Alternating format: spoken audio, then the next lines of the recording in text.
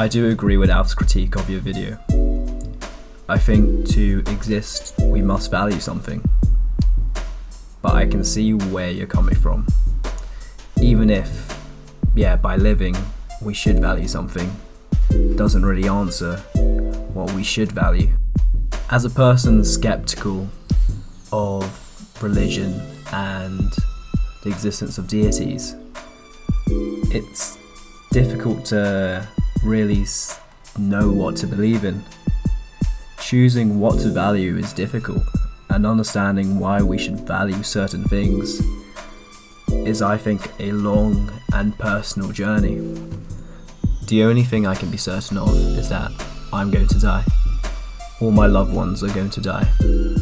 And everything that currently exists is going to die. In The Denial of Death, Ernest Becker describes everything a human does as an elaborate avoidance of this fact.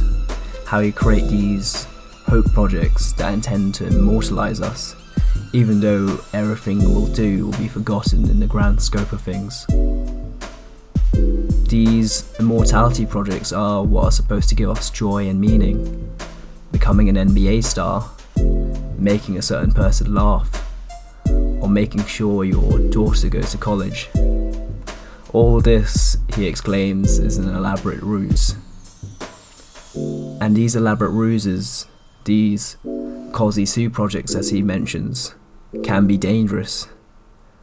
I mean, when you believe blindingly that a certain thing will make you feel joy so wholeheartedly, you'll do anything to achieve it, disregarding everything else.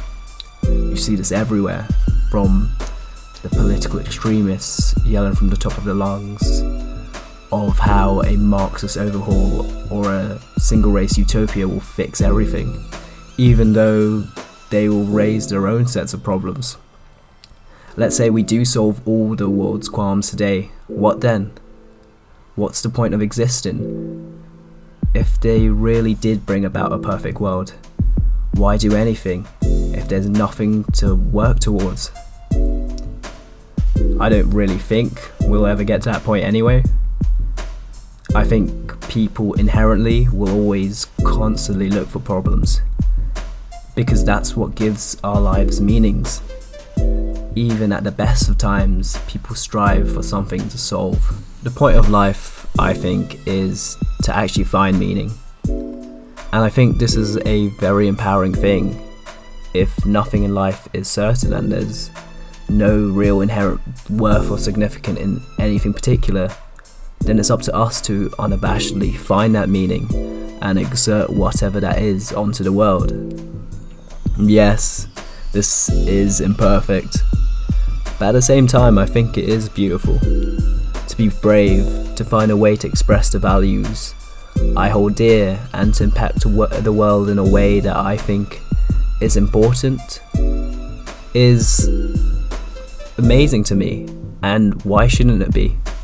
It's what's given me fulfillment in the past, and it's probably going to give me fulfillment in the future.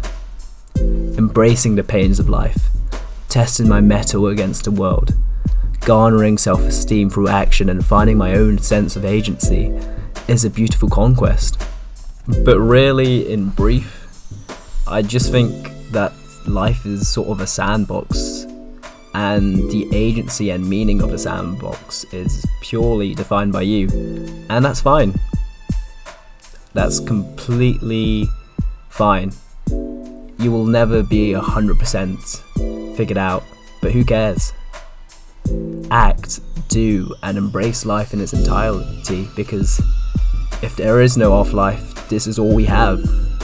Don't be swayed, live and accept the inherent shortness of it and use it as fuel to act and enforce your own personality and identity onto the world.